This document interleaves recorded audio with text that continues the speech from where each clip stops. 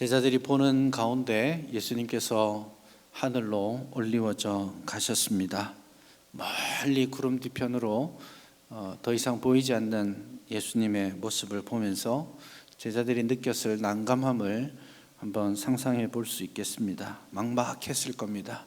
땅끝까지 이르러서 증인이 되라 하시고는 하나님의 나라를 가르치셨는데 다 가르치시고는 불쑥 나는 간다 하고 가시니까 당황했을 겁니다. 내 한몸 건사하기도 힘든 지금 엄혹한 시간을 지나고 있는데 이제 숨어 지내기 급급한 그런 상황인데 어떻게 땅끝까지 갈 수 있단 말인가 하는 의문도 들었을 겁니다. 또 한편으로는 또 예수님의 그 부활과 승천이 주는 기대와 소망도 있었을 겁니다.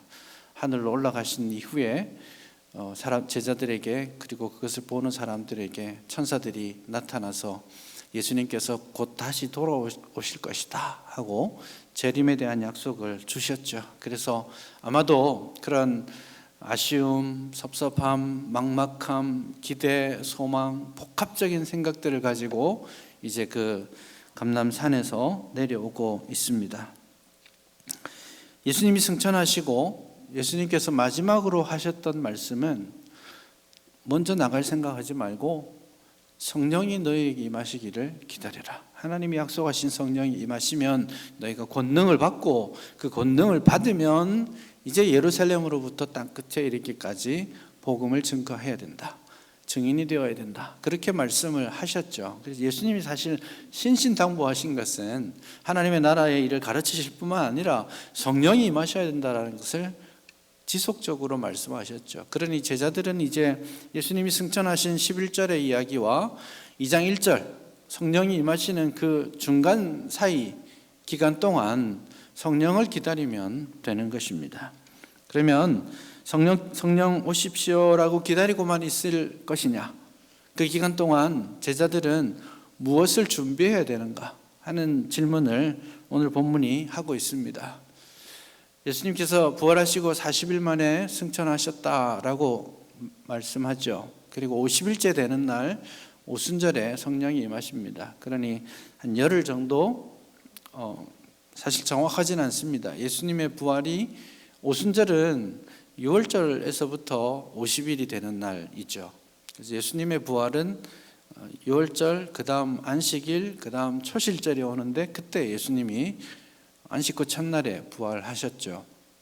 그러니까 아마도 열흘은 아니고 한 7일 정도 기다리면서 하나님 앞에 기도하고 준비했던 것 같습니다.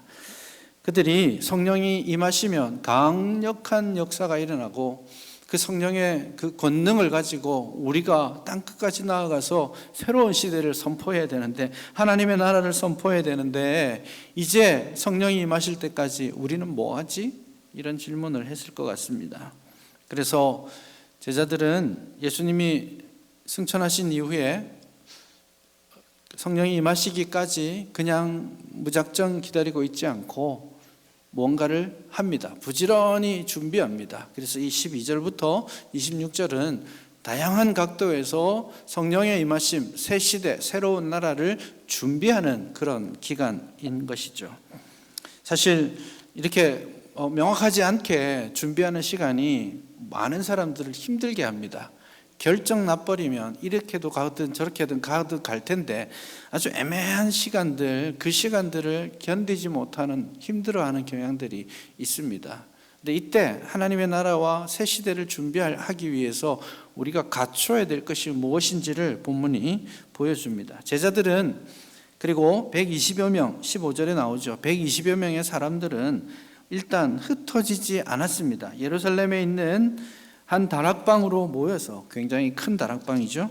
아마도 마가의 다락방이지 않을까 싶습니다. 다락방으로 모여서 그들은 준비하고 있습니다. 여기에 모인 사람들의 목록들까지 13절과 14절에서 소개하고 있습니다. 그들이 제일 먼저 준비한 것은 무엇이냐? 기도입니다. 본문 14절을 보시면 여자들과 예수의 어머니 마리아와 예수의 아우들과 더불어 마음을 같이하여 오로지 기도에 힘썼다. 그렇게 말합니다. 여기에 기도했다라는 말 앞에 수식어들이 많습니다. 한 번만 따라해 볼까요? 더불어 마음을 같이하여 오로지 기도에 힘쓰더라. 기도를 했는데 어떻게 했는지를 보여주고 있습니다. 첫 번째로 써여 있는 말이 더불어입니다. 굳이 제가 한번 표현하자면 더불어 기도, 더불어 기도, 그렇게 한번 표현해 보겠습니다. 당연히 기도는 하나님과 나와의 교제입니다. 그래서 개인적으로 기도해도 아무 문제 없습니다. 새벽기도 나오고 금요기도에 나와야 기도가 되느냐? 아닙니다. 집에서 하셔도 되고 혼자 어디서든 하셔도 됩니다. 그걸로 주님과 인격적 교제할 수 있습니다. 그러니 새벽기도 나오는 사람이라고 믿음이 좋고 안 나오는 사람 믿음이 적고 이런 거 아니에요. 기도는 하나님과 나와의 교제입니다. 그러나 하나님께서 이루시고자 하는 그 사명을 감당함에 있어서, 그 사명을 감당하는 것은 우리 각 사람만의 이야기가 아니에요. 그건 교회의 사명이고 교회의 일원으로서 우리가 그것을 감당하는 겁니다.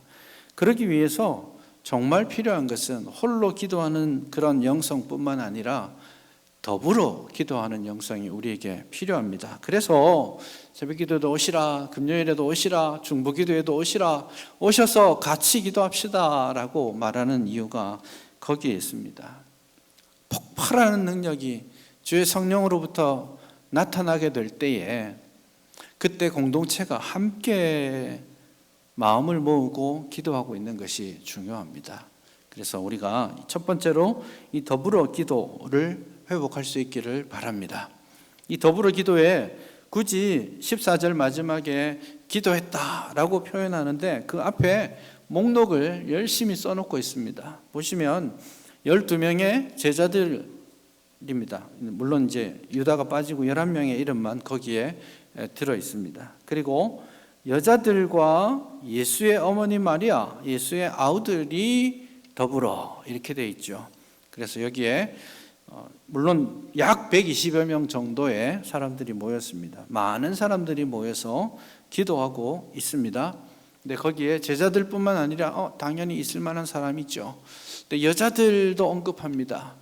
고대 사회에서 여자들을 굳이 할 필요가 없습니다. 요즘은 그러면 안 되지만 고대 사회는 여성들을 이렇게 독립적으로 쓰지 않습니다. 그러나 그 사회에서도 성경은 여성들의 사역과 여자들이 제자화되어서 섬기는 이 일들에 대해서 굉장히 중요하게 생각하고 관심을 기울였다는 것을 알 수 있습니다. 또한 예수님의 어머니 마리아가 여기에 나옵니다. 예수님의 어머니이니까 특별 대접을 받을 만한 분인 것 같은데 지금 본문은 예수님의 어머니조차도 이제는 한 사람의 성도로서 기도하고 있다라는 것을 우리에게 보여줍니다. 그리고 예수의 아우들이 나와 있습니다. 사실 예수님이 부활하실 때까지 예수님의 아우들은 예수님을 믿지 않았습니다. 그래서 마가복음 3장 이런 데 보면 예수님이 사역을 하실 때에 예수님을 붙들러 온 사람들이 예수님의 가족들이었습니다. 예수가 미쳤다 이렇게 생각하고 붙들려 왔던 사람들이죠. 그러나 그들이 예수님의 부활을 직접 목도하고 나서 그들은 전혀 다른 삶을 살게 됩니다. 예수님께서 실제로 부활하신 다음에 야고보, 예수님의 아우인 야고보를 만나셨습니다. 그리고 부활하신 당신을 계시해 주셨죠. 이 야고보는 사도행전 15장에서도 나오고 그 이후에 그 초대교회 역사에 있어서 아주 중요한 역할들을 감당합니다. 베드로나 바울보다 더 앞서서 리더십을 발휘하던 초대교회의 지도자가 되죠. 아무튼 그런 아우들도 예수님을 갓 믿고 와서 간절히 기도하고 있는 것입니다. 그래서 더불어 기도에 이 목록을 넣어놓은 것은 또한 다 함께 기도라고 말할 수도 있겠습니다. 그래서 더불어 기도하되 여러 사람들, 남자이든 여자이든 상관하지 말고, 가진 자이든 가지지 못한 자이든 상관하지 말고, 우리의 다름을 그대로 인정하고 그 다름 때문에 스트레스 받지 말고 다 함께 모여서 기도해야 된다라는 겁니다. 교회는 그런 곳입니다. 여러 가지 입장의 차이 있을 수 있습니다. 생활의 패턴도 다르고요. 여러 가지 신분의 차이도 있을 수 있습니다. 요즘은 뭐 선거를 앞두고 정치적인 견해 차이도 있을 수 있습니다. 뭐 말 꺼내면 뭐 합의 보기 어려운 일이죠. 그런 모든 차이를 넘어서는 곳이 교회입니다. 그런 모든 차이보다 더 근본적인 하나됨의 원리가 우리에게 있죠. 예수님이 우리의 주인이라는 것, 예수 그리스도가 우리의 구주라는 것, 그것을 믿기 때문에 그 모든 차이에도 불구하고 우리는 다 함께 더불어 기도할 수 있는 것입니다. 이 공동체의 이상들을 우리가 회복할 수 있기를 바랍니다. 두 번째로 나타나 있는 표현이 이것입니다. 더불어 마음을 같이하여, 이렇게 표현되어 있습니다. 그래서 우리가 회복할 기도는 더불어 기도이기도 하지만 한 마음으로 합심하는 기도라고 말할 수 있겠습니다. 교회는 그렇게 마음을 같이하여서 합심하여서 기도하는 곳입니다. 너희가 두 사람이 모여서 무엇이든지 내게 구하라, 그리하면 들어주리라고 우리 주님께서 말씀하십니다. 마태복음 18장에서 그 말씀하시는데, 마태복음 18장은요 개인적으로 기도할 때 이렇게 기도해라고 말하는 게 아니라 합심하여 기도하는 것을 교회를 가르치는 문맥에서 말씀합니다. 교회의 조직과 교회의 사역을 이야기할 때 합심하여 기도하는 것에 대해서 말씀하시는 거죠.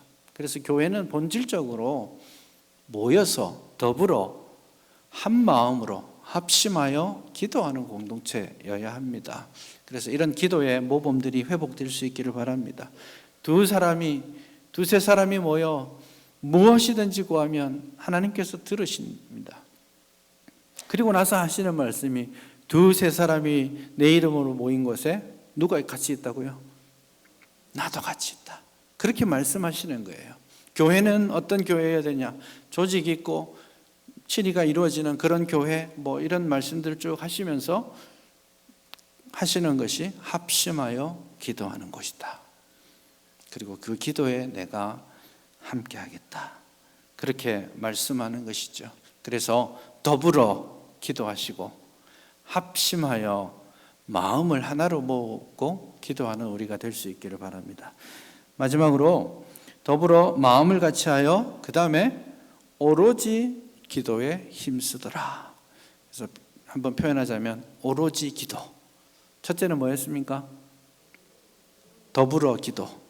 두 번째 한 마음 기도. 세 번째 오로지 기도. 이 세 가지가 잘 버무려지면 참 좋겠습니다.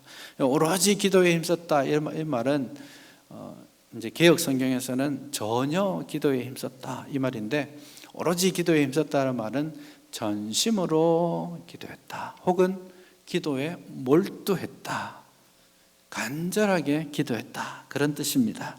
그래서 이런 기도의 모범들이 우리 교회 안에서 회복되기를 원합니다.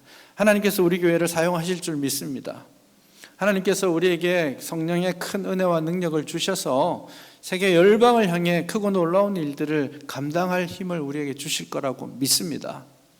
그 믿으신다면 이 첫 출발점, 함께 모여서 기도하는 일, 이 일을 우리가 감당할 수 있어야 하겠습니다. 성령께서 오시기를 간절히 기도했습니다. 그러면 그 기도로 끝났느냐? 그렇지 않습니다. 다음 준비가 또 남아 있습니다.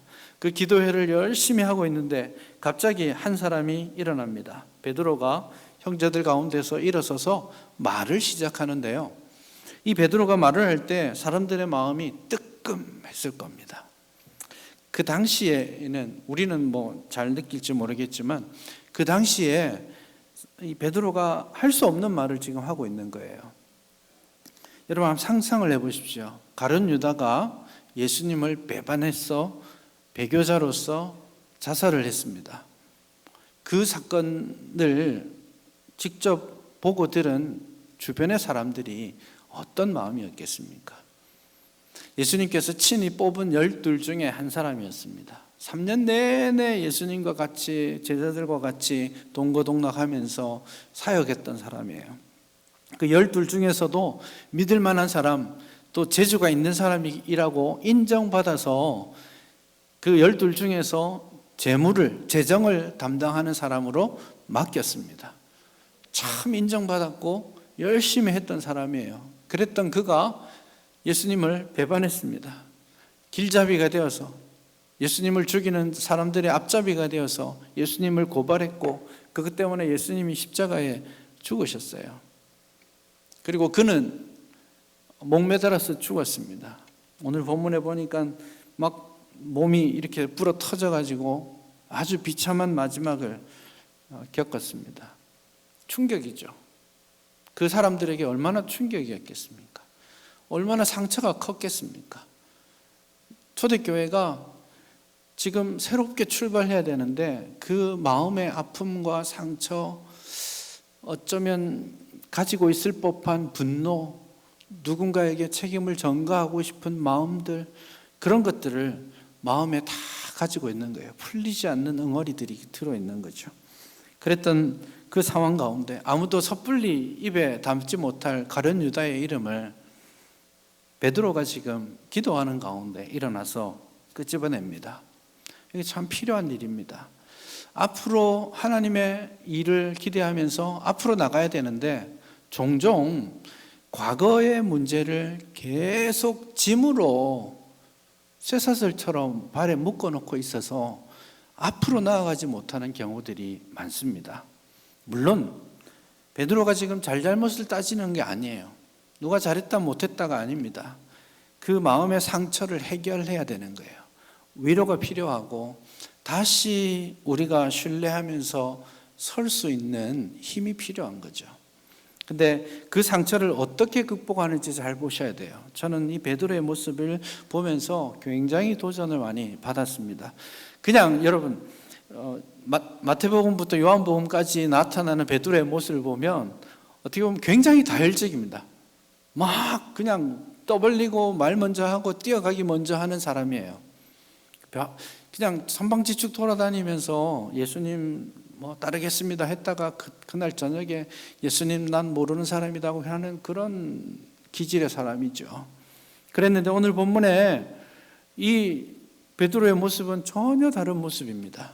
베드로는 서서 이 사람들 마음에 계속 짐이 되고 있는 그 상처와 아픔과 분노, 그것을 조심스럽게 끄집어내는데 그것을 어떻게 끄집어내냐 하면 성령께서 다윗을 통해 말씀하신 것처럼 그렇게 시작합니다. 하나님의 말씀을 인용합니다. 하나님의 말씀을 인용하면서 지금 이것이 가룟 유다가 이렇게 된 것이 하나님의 계획하심 속에 진행된 것이다. 너의 잘못이 아니야. 미워할 필요도 없고 분노할 필요도 없어. 그 실패 때문에 발목 잡히고 묶여 있을 필요도 없어. 하나님께서 하시는 거야. 하나님의 뜻을 따라가자고. 우리가 할 일은 그거잖아. 하나님의 말씀 앞에 우리를 세우자고. 그렇게 이야기하는 겁니다. 그래서 16절에서 성령이 다윗의 입을 통하여 라고 유다를 언급하고, 더 구체적으로 20절에 보면 시편에 기록하였으되 하고 두 가지 말씀을 인용합니다. 그래서 시편에 인용하신 바를 따라서, 성경에서 예언되었던 바를 따라서 유다는 자기의 길을 갔다. 그리고 우리도 성경에서 말씀하시는 바를 따라 우리의 일을 준비하자 라고 말하는 거예요. 그래서 과거의 아픔과 상처는 무엇으로 치료할 수 있느냐? 하나님의 말씀으로 치료하는 겁니다. 이 베드로가 하나님 말씀에 얼마나 정통하고 있었는지 저는 깜짝 놀란 거예요. 구약 성경에 아주 정통한 사람이 되어 있어요. 잘 배웠기 때문이기도 하겠고, 또 하나님 말씀을 어려서부터 잘 읽어왔기 때문일 수도 있겠습니다. 어쨌든 이 과거 하나님께서 이루실 크고 놀라운 일들을 기대하는 사람이라면 과거의 그 상처와 아픔들, 그것들을 끊어낼 수 있어야 되는데 무엇으로? 하나님의 말씀으로 끊어내야 된다는 겁니다. 오늘 저와 여러분들이 이 일에 있어서 열심을 낼 수 있기를 바랍니다. 하나님의 말씀의 전문가가 되십시오. 아멘 안 하시네. 일단 너나 잘하세요 이런 말씀인가요? 저도 최선을 다해 하나님의 말씀에 전문가가 되겠습니다. 노력하겠습니다. 그러나 여러분도 그렇게 하셔야 됩니다. 가능합니다. 이 시대랑 달라요. 왜냐하면 여러분의 마음속에 성령이 임하셨기 때문에.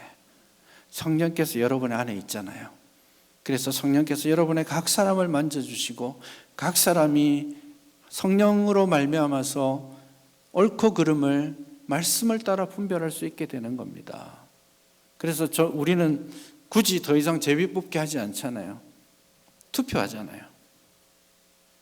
교회 직분자를 뽑을 때도 투표하잖아요. 제비 뽑기 해도 저는 뭐 괜찮지 않을까 싶긴 하지만 투표하는 원리가 거기에 있습니다.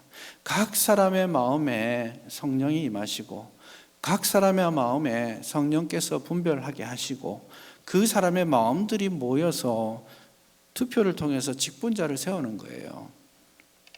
그래서 여러분들이 하나님 말씀에 익숙한 전문가가 되셔야 됩니다. 이 혼탁한 세상 가운데 이 말도 있고 저 말도 있고 많은 말들이 있는데 휘둘리지 않으려면 흔들리지 않는 하나님의 말씀의 토대 위에 있어야 합니다. 상처 있을 수 있습니다. 우리 공동체 안에 가룟 유다 같은 사람이 나올 수도 있어요. 너무너무 충격이 되고 입에 담기도 어려울 만큼 마음의 상처와 아쉬움들이 있을 수 있습니다. 앞으로 무슨 일이 있을지 몰라요. 그런 일이 또 있지 않겠습니까? 그럼에도 불구하고 우리가 무너지지 않을 이유는 하나님의 말씀의 토대 위에서 서 있기 때문이에요. 과거로부터 지금까지 이끌어 오신 하나님, 앞으로 이끌어 가실 하나님, 말씀을 따라서 이끌어 가실 그 하나님 우리가 신뢰하고 있다면 우리가 앞으로 어떤 상처와 아픔과 실패를 경험한다 하더라도 거기에 주저앉지 않을 수 있는 것입니다. 그래서 우리가 하나님의 말씀에 능통한 전문가가 되어야 한다는 것입니다. 포기하지 마시고 마지막 내 기력이 남아있는 순간까지 하나님의 말씀과 동행하는 사람 될 수 있기를 바랍니다. 모든 상처와 아픔, 분노를 말씀의 반석 위에서 다 깨트려버리는 우리가 될 수 있기를 바랍니다. 그 말씀의 능력을, 그 말씀의 지도하심을 받다가 보니까 20절 마지막에 그의 직분을 타인이 취하게 하소서 하였으니 이제 마지막 준비, 조직을 갖추자, 사도를 뽑자 라고 베드로가 제안을 합니다. 굳이 12명을 채워야 될 필요가 있나요? 12명이 왜 12명이죠? 예수님이 딱 12명까지만 능력이 되신 거예요? 많으면 많을수록 좋지 않을까요? 12라는 숫자가 가지는 상징성 때문입니다. 구약 성경 시대 구약의 하나님의 언약 백성은 12지파로 주어졌습니다. 같은 맥락에서 지금 구약 이스라엘이라는 하나님의 나라가 이제는 새로운 하나님의 나라로 바뀌게 되는데 12지파가 아니라 12사도로 말미암는 교회, 그것이 이제는 땅끝까지 갈 하나님의 나라라는 것을 우리에게 말하고 있는 것입니다. 그래서 이 10이라는 숫자를 잘 보셔야 됩니다. 물론 이제 지금 성령이 오시기 전이기 때문에 이렇게 하는 거예요. 나중에 사도행전 12장에 가면 사도 야고보가 제일 먼저 순교를 당합니다. 그리고 나서는 다시 사도를 뽑지 않습니다. 그 이후에는 더 이상 이 사도권이 계속되지는 않아요. 그러나 성령이 오셔서 새 나라가 선포될 때에 12지파의 그 구약의 하나님의 나라를 이제 담을 수 있는 새로운 시스템을 갖추는 것이죠. 그래서 요한계시록에도 보면 예를 들면 천국 가면 보좌 앞에 몇 장로가 있습니까? 24장로가 있죠. 왜 24일까요? 구약의 12, 신약의 12. 그래서 구약으로부터 신약에 이르는 모든 하나님의 백성의 대표라고 말하는 거예요. 그 천국 시민의 숫자가 14만 4천 명이죠. 그걸 가지고 신천지 거기서는 뭐 14만 4천 명이 되면 어쩌고 뭐 교리적으로 그런 주장하는데 말도 안 되는 소리고요. 이 숫자입니다. 14만 4천 명은 12 곱하기 12 곱하기 1000이죠. 12라는 숫자를 요한계시록이 어떻게 쓰고 있는지를 보셔야 돼요. 그래서 구약과 신약, 그래서 옛 시대와 새 시대를 통합하는 것을 말하죠. 그래서 지금 성령이 임하시면 종말 시대가 도래하고 새 시대가 열리고 교회가 세워지고 하나님의 나라가 땅끝까지 선포되는데, 그것을 위해서 우리가 할 수 있는 모든 것을 하자라는 거예요. 근데 그것을 어떻게 하느냐 하면, 뭇사람의 심령을 만지시는 그 하나님의 주권 앞에 내어놓습니다. 사도를 뽑을 때 그렇게 하는 거예요. 사도를 뽑을 때에 두 가지 조건이 있죠. 요한의 세례로부터 예수님의 승천에 이르기까지 우리와 항상 함께했던 사람, 그리고 부활을 증언할 수 있는 사람, 이렇게 합니다.